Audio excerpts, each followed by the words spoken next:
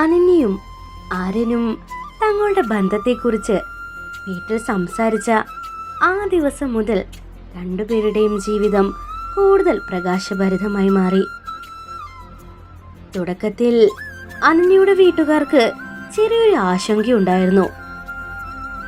ഓഫീസിൽ ഉന്നത പദവിയിലിരിക്കുന്ന, പെട്ടെന്ന് ദേഷ്യപ്പെടുന്ന, കടുപ്പക്കാരനായ ഒരു ബോസാണ് ആര്യനെന്നായിരുന്നു അവരുടെ ധാരണ.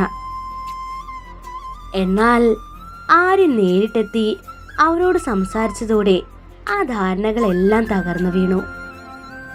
അനന്യയുടെ അച്ഛനോട് തികഞ്ഞ ബഹുമാനത്തോടെയും അമ്മയോട് അതിരറ്റ സ്നേഹത്തോടെയും പെരുമാറിയ ആര്യനെ കണ്ടപ്പോൾ മകൾ തിരഞ്ഞെടുത്തത് ശരിയായ വ്യക്തിയെ തന്നെയാണെന്ന് അവർക്ക് ബോധ്യമായി.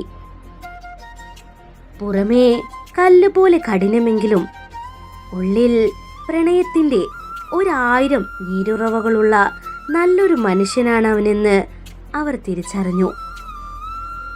ആഡംബരങ്ങളുടെ പൊങ്ങച്ചങ്ങളില്ലാതെ അടുത്ത ബന്ധുക്കളുടെയും പ്രിയപ്പെട്ട സുഹൃത്തുക്കളുടെയും സാന്നിധ്യത്തിൽ തികച്ചും ലളിതവും മനോഹരവുമായ ഒരു ചടങ്ങായി വിവാഹം നടത്താനാണ് അവർ ഇരുവരും തീരുമാനിച്ചത്.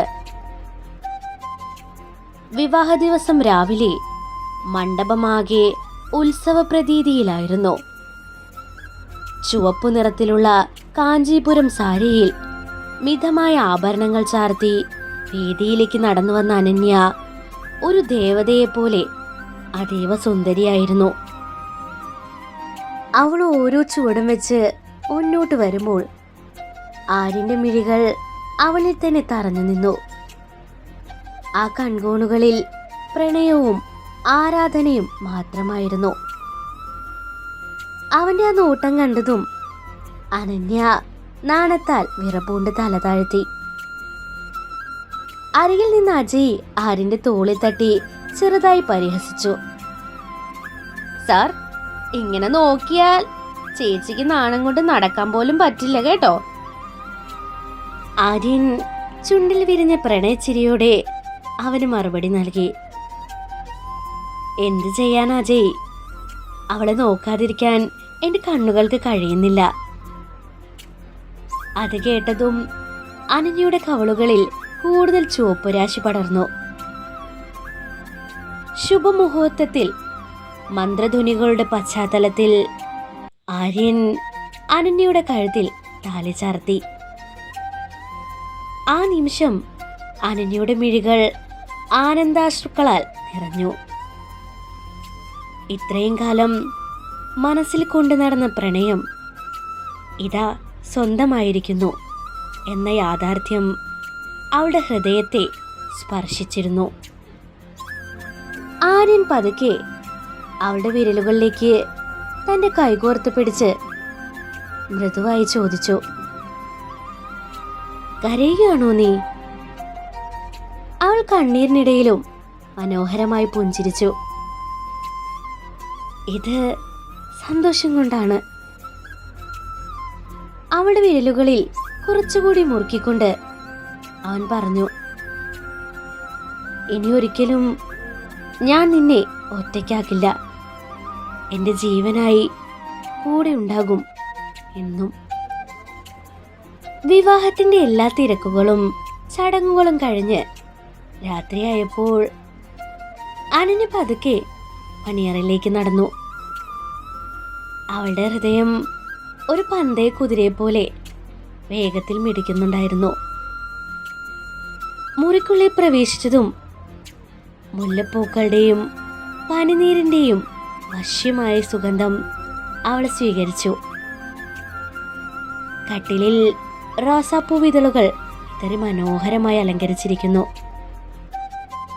ഭയവും ആകാംക്ഷയും കലർന്ന വികാരത്തോടെ അവൾ കട്ടിലിന്റെ അരികിലായിരുന്നു. അവളുടെ കൈകൾ പരസ്പരം കോർത്തു പിടിച്ചിട്ടും വിറയൽ മാറുന്നുണ്ടായിരുന്നില്ല. കുറച്ചു നിമിഷങ്ങൾ കഴിഞ്ഞപ്പോൾ വാതിൽ പതുക്കെ തുറക്കപ്പെടുന്ന ശബ്ദം കേട്ടു. ആര്യൻ അകത്തേക്ക് പ്രവേശിച്ചു. അവനെ കണ്ടതും അവളുടെ ശ്വാസഗതിക്ക് വേഗത കൂടി. ആര്യൻ വാതിലടച്ച് കുറ്റിയിട്ട ശേഷം പതുക്കെ അവളുടെ അടുത്തേക്ക് നടന്നു വന്നു. നാണം കാരണം അവൾക്ക് മുഖമുയർത്തി അവനൊന്ന് നോക്കാൻ പോലും ധൈര്യം ഉണ്ടായിരുന്നില്ല. ആര്യൻ നേരെ വന്ന് അവളുടെ മുന്നിലായി മുട്ടുകുത്തിയിരുന്നു.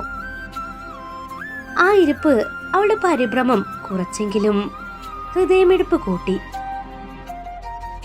അവൻ അവളുടെ വിറയ്ക്കുന്ന ഇരു കൈകളും തൻ്റെ വലിയ കൈവെള്ളയ്ക്കുള്ളിലാക്കി. എന്താടോ, ഇത്രയും നാണാണോ എന്റെ പെണ്ണിന്? ആര്യൻ കാന്തിക ശബ്ദത്തിൽ ചോദിച്ചു. അനന്യ പതുക്കെ മുഖമുയർത്തി അവന്റെ കണ്ണുകളിലേക്ക് നോക്കാൻ ശ്രമിച്ചുകൊണ്ട് വിറയലോടെ പറഞ്ഞു, നാണൊന്നുമല്ല. നിങ്ങളെ കാണുമ്പോൾ ഇപ്പോഴും എനിക്ക് ചെറിയൊരു പേടിയുണ്ട്. അത് കേട്ട് ആര്യൻ ഉറക്കി ചിരിച്ചില്ല. പകരം അവളുടെ കൈകളിൽ അമർത്തി ചുംബിച്ചുകൊണ്ട് ആശ്വസിപ്പിച്ചു.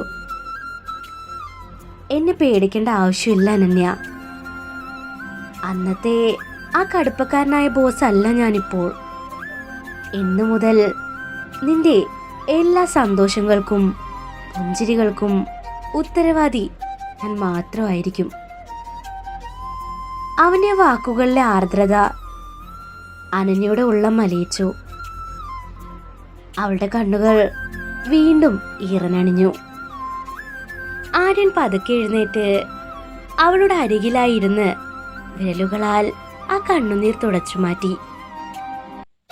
അവൻ പതുക്കെ മുന്നോട്ടാഞ്ഞ് അവളുടെ നെറ്റിത്തടത്തിൽ ആഴത്തിൽ സ്നേഹത്തോടെ ചുംബിച്ചു. കരയരുതെന്ന് ഞാൻ പറഞ്ഞിട്ടില്ലേ? അവൻ അവളുടെ മുഖത്തേക്ക് നോക്കി ചോദിച്ചു. ഞാൻ കരയുകയല്ല. അവൾ മുഖം വെട്ടിച്ചു. പിന്നെന്തിനാ ഈ വിടർന്ന കണ്ണുകൾ നിറയുന്നത്? അത് സന്തോഷം കൂടുമ്പോഴാ. അവൾ പതുക്കെ മറുപടി നൽകി. ആര്യൻ അവളുടെ താടിയിൽ പിടിച്ച് മുഖം തനിക്ക് നേരെ തിരിച്ചു. അവളുടെ കാതോരമുണ്ടായിരുന്ന മുടിയിഴകൾ പതുക്കെ മാറ്റി.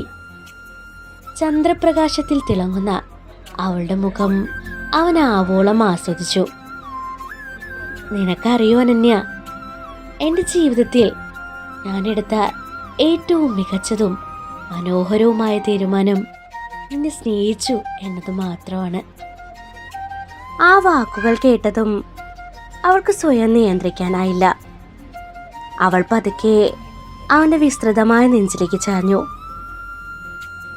ആര്യൻ അവളെ ഇരു കൈകളാലും തന്റെ ശരീരത്തോട് ചേർത്ത് പിടിച്ചു. ആ ആലിംഗനത്തിൽ അവൾ അനുഭവിച്ച സുരക്ഷിതത്വവും സ്നേഹവും വാക്കുകൾക്ക് അതീതമായിരുന്നു. കുറച്ചു സമയം അവർ ഒന്നും മിണ്ടാതെ ആ മൗനത്തെ ആസ്വദിച്ചു. പിന്നീട് ആര്യൻ പതുക്കെ അവളുടെ മുഖമുയർത്തി. അവരുടെ മിഴികൾ പരസ്പരം കോർത്തു.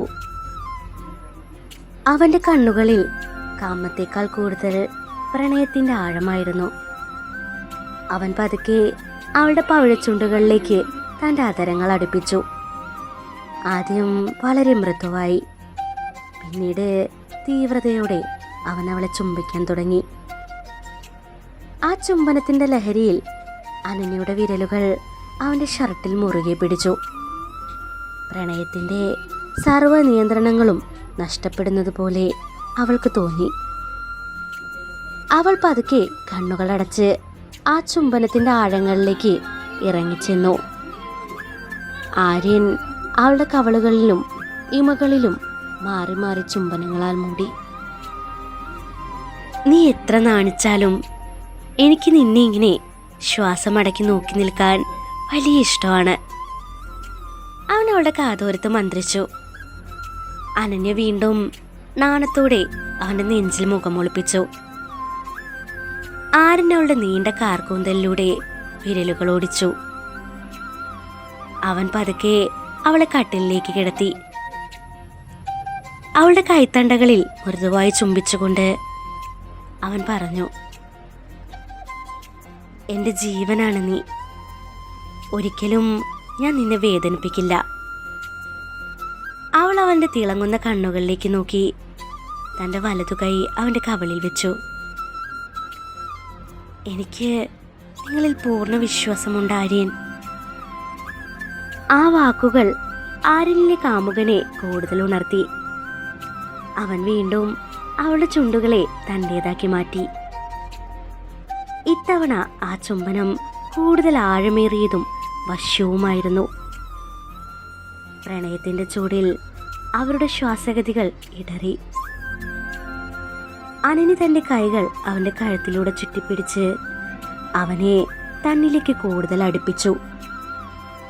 അവൻ പതുക്കെ അവളുടെ സാരിയുടെ പല്ലവ് തോളിൽ നിന്നും മാറ്റി. വെണ്ണക്കൽ പ്രതിമ പോലെ തിളങ്ങുന്ന അവളുടെ നഗ്നമായ തോളുകളിലും കഴുത്തിലും അവൻ തൻ്റെ ആധരങ്ങൾ അമർത്തി. ആര്യന്റെ സ്പർശനമേറ്റ ഓരോ ഭാഗത്തും അനന്യയിൽ പ്രണയത്തിന്റെ മിന്നൽ പിണർപ്പുകൾ പാഞ്ഞുപോയി. അവളുടെ ശരീരം വില്ലുപോലെ വളഞ്ഞു. അവൻ അവളുടെ അരക്കെട്ടിൽ കൈകൾ ചേർത്തുകൊണ്ട് അവളെ പൂർണ്ണമായും പ്രണയത്തിന്റെ സാമ്രാജ്യത്തിലേക്ക് കൂട്ടിക്കൊണ്ടുപോയി. മുറിയിലാകെ നിശബ്ദത പടർന്നു. ആ നിശബ്ദതയെ ഭേദിച്ചുകൊണ്ട് അവരുടെ ദ്രുതഗതിയിലുള്ള ഹൃദയമിടിപ്പുകൾ മാത്രം പരസ്പരം കേൾക്കാമായിരുന്നു. ആര്യൻ അവളുടെ കണ്ണുകളിലേക്ക് നോക്കി ശ്വാസമെടുത്തു പറഞ്ഞു, ഇന്നു മുതൽ നീ എൻ്റെ ഭാര്യ മാത്രമല്ല, എൻ്റെ പ്രാണനാണ്, എൻ്റെ ജീവിതമാണ്. അനന്യയുടെ മിഴികളിൽ സ്നേഹത്തിൻ്റെ നനവ് പടർന്നു. അവൾ പതുക്കെ അവൻ്റെ കവിളിൽ ചുംബിച്ചുകൊണ്ട് മന്ത്രിച്ചു, ഞാനിനി മുഴുവനായും നിങ്ങളുടേത് മാത്രമാണ്. ആ വാക്കുകൾ പൂർത്തിയാക്കാൻ അവൻ അനുവദിച്ചില്ല. ആ രാത്രിയിൽ, ആ മണിയറയുടെ ഏകാന്തതയിൽ അവർ ശരീരത്താലും മനസ്സാലും ഒന്നായി തീർന്നു. ആ ശാരീരികമായ ഒത്തുചേരൽ കേവലം ഒരു ആവേശത്തെക്കാൾ പ്രണയത്തിൻ്റെ പരകോടിയും പരസ്പര വിശ്വാസവും കരുതലുമാണ് നിറഞ്ഞിരുന്നത്. ആര്യൻ ഓരോ നിമിഷവും അവൾ അത്രമേൽ സൂക്ഷ്മതയോടെയും പ്രണയത്തോടെയുമാണ് കൈകാര്യം ചെയ്തത്. അനന്യ അവൻ്റെ വന്യമായ സ്നേഹത്തിലും സ്പർശനത്തിലും പൂർണ്ണമായ സുരക്ഷിതത്വവും ആനന്ദവും അനുഭവിച്ചു. രാത്രിയുടെ യാമങ്ങൾ കടന്നുപോയപ്പോൾ രണ്ടുപേരും പരസ്പരം പ്രണയത്തിൻ്റെ ആഴക്കടലിൽ അലിഞ്ഞു ചേർന്ന് ഒരുമിച്ച് പുതിയൊരു ജീവിതത്തിലേക്ക് ചുവടുവെച്ചു. മാസങ്ങൾ കൊഴിഞ്ഞുപോയി. ഒരു മനോഹരമായ ഒരു വൈകുന്നേരം അനന്യ വീടിൻ്റെ ബാൽക്കണിയിൽ നിന്നുകൊണ്ട് ആവി പറക്കുന്ന ചായ കുടിക്കുകയായിരുന്നു. പെട്ടെന്ന് പിന്നിൽ നിന്നും രണ്ട് കൈകൾ വന്ന് അവളുടെ അരക്കെട്ടിലൂടെ ചുറ്റിപ്പിടിച്ചു. അത് ആര്യനായിരുന്നു. അവൻ അവളെ തൻ്റെ ശരീരത്തോട് ചേർത്ത് നിർത്തി. എന്താണ് എൻ്റെ പെണ്ണ് ഇത്ര ആഴത്തിൽ ആലോചിക്കുന്നത്? ആര്യൻ ചോദിച്ചു. അവൾ ചെറുതായി പുഞ്ചിരിച്ചുകൊണ്ട് പറഞ്ഞു, ഏയ് ഒന്നുമില്ല. കള്ളം പറയരുത്, മുഖത്ത് നല്ല ആലോചനയുണ്ടല്ലോ. ശരിക്കും ഒന്നുമില്ല ആര്യൻ. അവൾ അവൻ്റെ കൈകളിൽ കൈകോർത്തു. ആര്യൻ തൻ്റെ താടി അവളെ തോളിൽ വെച്ചുകൊണ്ട് പ്രണയത്തോട് പറഞ്ഞു, എങ്കിൽ ഞാനൊരു കാര്യം പറയട്ടെ. എന്താ? അവൾ തല തിരിച്ചു നോക്കി. നീ എൻ്റെ ജീവിതത്തിലേക്ക് വന്നതിന് ശേഷമാണ് ഈ ജീവിതം ജീവിക്കാൻ ഇത്രയേറെ മനോഹരമാണെന്ന് എനിക്ക് മനസ്സിലായത്.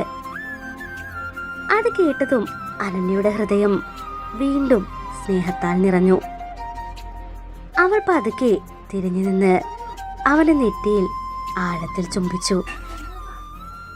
എനിക്കും അങ്ങനെ തന്നെയാണ്, അവൾ മന്ത്രിച്ചു. ആര്യൻ അവളെ കൂടുതൽ ആവേശത്തോടെ തന്റെ നെഞ്ചിലേക്ക് ചേർത്ത് പിടിച്ചു.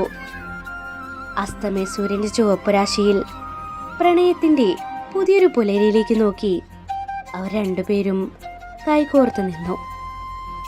ഇനി വരാനിരിക്കുന്ന ജീവിതത്തിലെ എല്ലാ സുഖദുഃഖങ്ങളിലും ഒരുമിച്ച് നടക്കാൻ ഉറച്ചുകൊണ്ട്. അങ്ങനെ കലിപ്പൻ്റെ ഹൃദയം കീഴടക്കിയ പെൺകുട്ടി എന്ന സ്റ്റോറി ഇവിടെ അവസാനിക്കുകയാണ്. ഈ സ്റ്റോറി നിങ്ങൾക്ക് ഇഷ്ടപ്പെട്ടിട്ടുണ്ടാവുമെന്ന് ഞാൻ വിചാരിക്കുന്നു. പിന്നെ ഈ ലാസ്റ്റത്തെ പാർട്ടിൽ ബാക്ക്ഗ്രൗണ്ടിൽ ഭയങ്കര ശബ്ദമൊക്കെ ഉണ്ടാവും കേട്ടോ. കാരണം ഞാൻ എൻ്റെ വീട്ടിലാണ്. എൻ്റെ ബ്രദർ ഗൾഫിൽ പോകുന്നതുകൊണ്ട് ഞാൻ ഇങ്ങോട്ട് വന്നതാണ്.